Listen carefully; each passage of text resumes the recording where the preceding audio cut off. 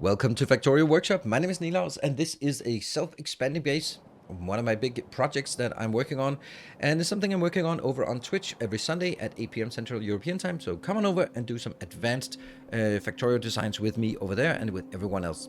So this, then I will take the ideas and the progress, and once in a while come back here to YouTube and show you the progress, show you how cool it's become, and then gradually you will get in the sense of it. That means also kind of luring you over to be part of this design process, or just seeing as it evolves instead of just seeing the final product. I'm quite proud of where we are right now. It's made a lot of progress, but of course there's still a lot of things that are not working. But you know, that's the best way to do it, is to just get the things in here and get it started. Then that will, as we expand, I will try to explain all the different features of this as we move along. This you can see here, we are building a first city block. Everything is city block based. They will all have a separate purpose, and they will be built. This is one of the things that's kind of the way the robots work in Factorio. If they've been idle for a long time, it takes a hell of a long time before they get enabled again. So that's kind of important to make sure that we also handle that little startup condition. We'll go through a few other things while it's building my my first power block, so I have some power in the network. This is a showcase of what is being requested. Currently, I'm only requesting science labs, and that's something I will be always requesting, because basically if I don't have anything else, then make more science, because then it's time to scale up. This is also the priority list, so that the most important thing will be power, then it'll be raw resources, then it'll be smelting, then it'll be intermediates, then it'll be rocket parts, then it'll be science, and then it'll, if all of those are done, then it will go back and expand out here. Up here we have a list of all of the robots. When it gets to 300, then it actually comes back. There we go. You heard that little beep. That little beep means another loop is starting. This is a that's the condition for getting started, when the robots have flown out and come back. You can see this little token. This is the one that controls what we're doing. It flows by all of these things here, and this represents the priority. And I'm using this with priority with the belts instead of using it with circuits, because it's much more visual. You can see it went all the way down here to the science labs, which was the only one that was active. And the way you can also see that it's active is that there are all of the lights here are blue. That means that they are ready. Basically what that means is it has to fulfill two conditions. One condition is that there is a demand for it. That's pretty good idea. And the other one is that there is a token in the box ready. The token in the box is not always there. As you can see, the token goes back in here and then gets stuck in this line for certain iterations. This is my taboo list. This is the way for me to make sure that, for example, when I request more iron smelting, then as soon as I build an iron smelter, it won't get the demand or fulfill the demand immediately. It'll take some time to ramp up with the smelting parts and the trains and stuff like that. So I want to make sure that when we build something, we just give it a pause before we build the next thing. Let's have a look at what was built over here. This was the science lab facility. As you can see, we're not using modules or beacons. That is a deliberate choice. We are working on this at blue tech level. Yes, I know there's a blue belt here. That's just for visualization, so you can see the two different networks separately.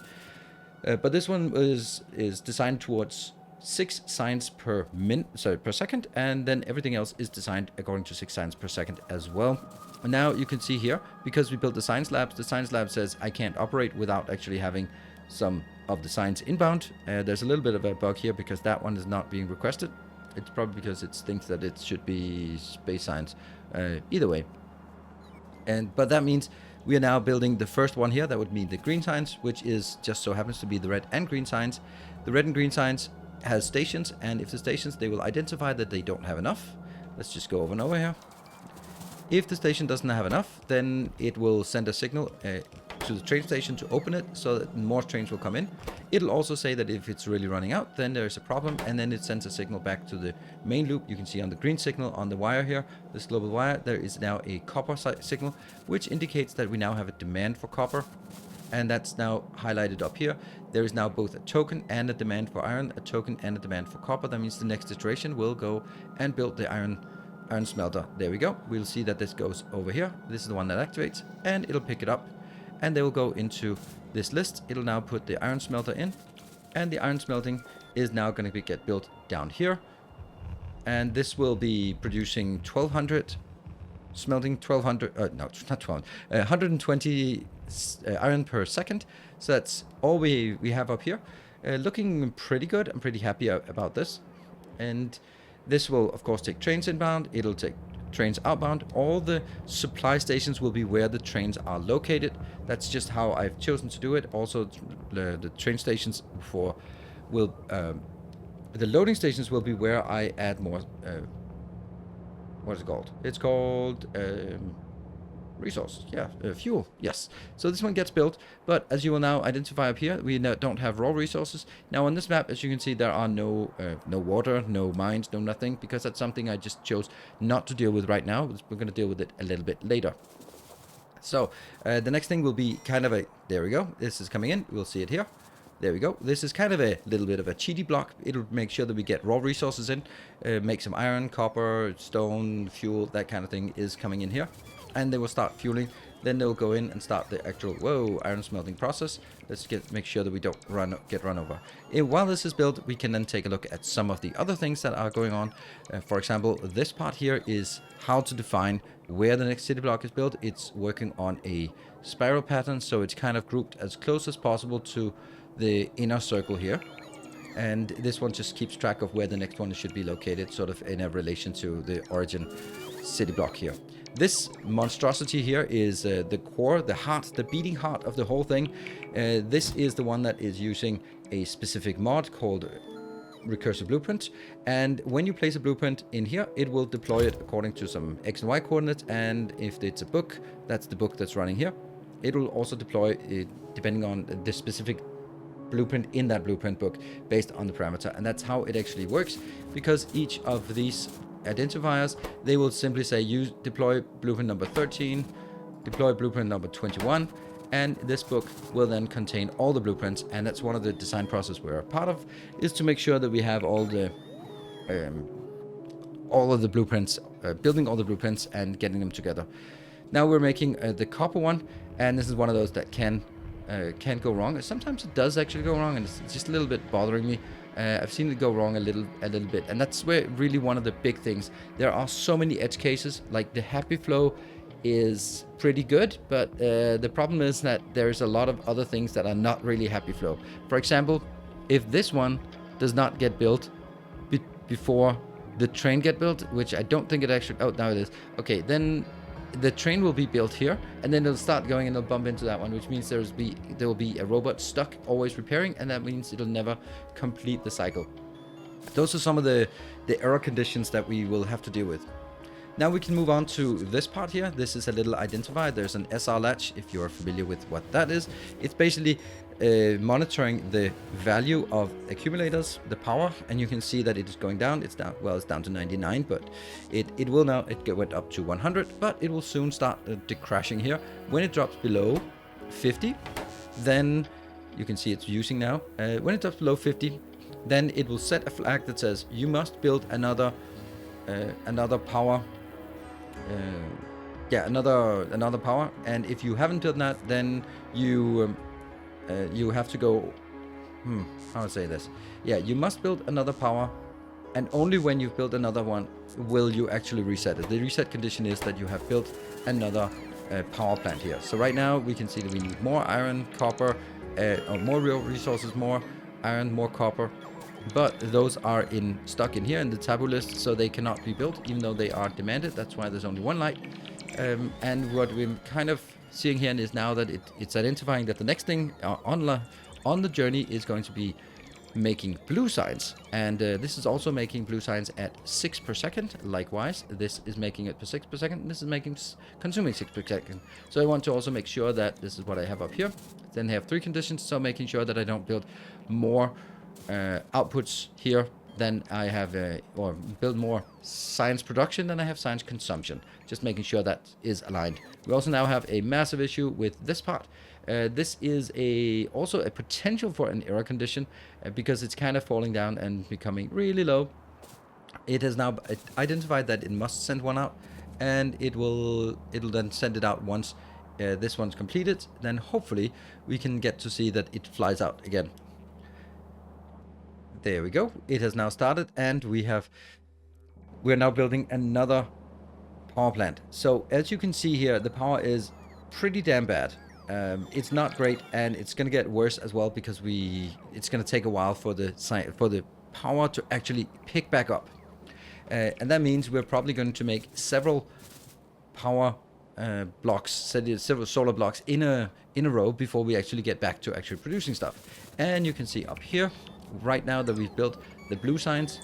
The blue signs is now triggering also that we need to make steel, that we need to make sulfur, that we need to make red circuits. And when we build red circuits, that would imply more green circuits and copper and plastic. So you can see that it actually pulls in requests, so I don't have to define how much or what block is necessary. It'll simply define that by itself, based on the production, based on how fast the trains can arrive, based on congestion, based on all these cool things.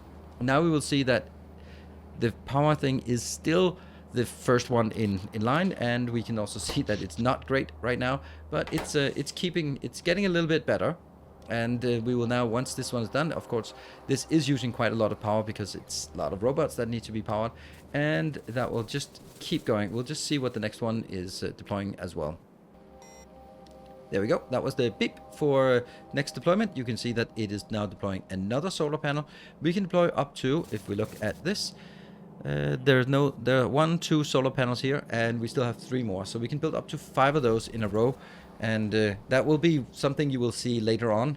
As this would progress, you'll see that basically half of the blocks will be solar panels, probably maybe even more, but it'll be about half of them will be solar blocks, which means that I like that because it keeps the things spread out, so there's going to be less congestion. These intersections are not particularly effective, so having them run a little bit further is not a bad idea. At all. So you can see here, this is now what has been done. You can see we don't have any copper coming in here yet. That's kind of weird, isn't it? No, it's not actually weird, but it is coming in. You can see here we have 7.6, 7.7. We want to see that this one actually departs. That will take another train coming in. So once this departs, we will see the iron or the copper actually being fulfilled at the green and red science production facility. There we go. That is our copper coming in, and as you can see, it goes a really weird way because I'm not allowing left turns. So it will go into this location, and it will of course start feeding in here, starting the production of red and green signs, but also green circuits here. That's going to be built here ad hoc because the demand for green circuits for green science is not very much. Whew, I actually managed to not butcher that one. And then we just feed it in here. The demand is going to be much less than the 30 on this belt, so it'll saturate pretty nicely. Once it saturates, this will also just increase.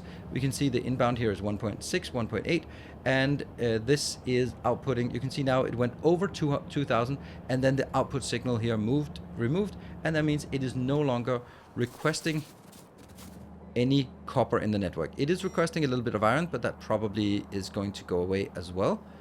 Again, even if we would go past the solar blocks, it would then go into a raw resource, but the raw resource is still in taboo, so it can't be built. It will be able to be built next time. You can see 1, 2, 3, 4. We're now building 4 solar panels in a row, and if we look at our situation down here, we are starting to fill this up, and this is going to be looking nice.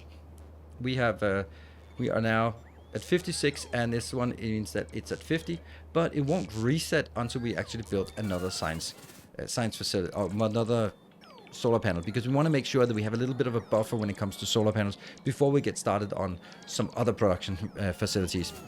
You can see here now, these ones will flicker a little bit on and off depending on the actual storage at various locations.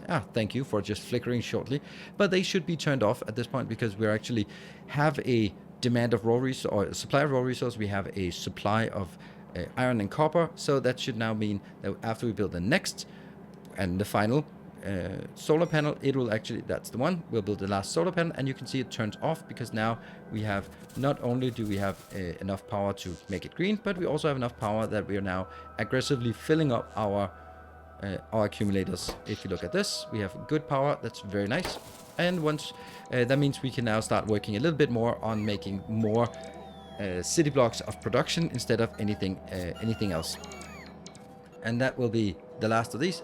After that, we should be seeing probably not the raw resources. Most likely we will see the steel coming in as the next, but steel has not been designed, so that kind of good place to sort of leave it off. And that means what I need to build now is I need to design steel, I need to design sulfur, I need to design plastic. I need to make it more robust against edge cases, because damn, as any programmer knows, edge cases are always the issue. And there are certain race conditions as well.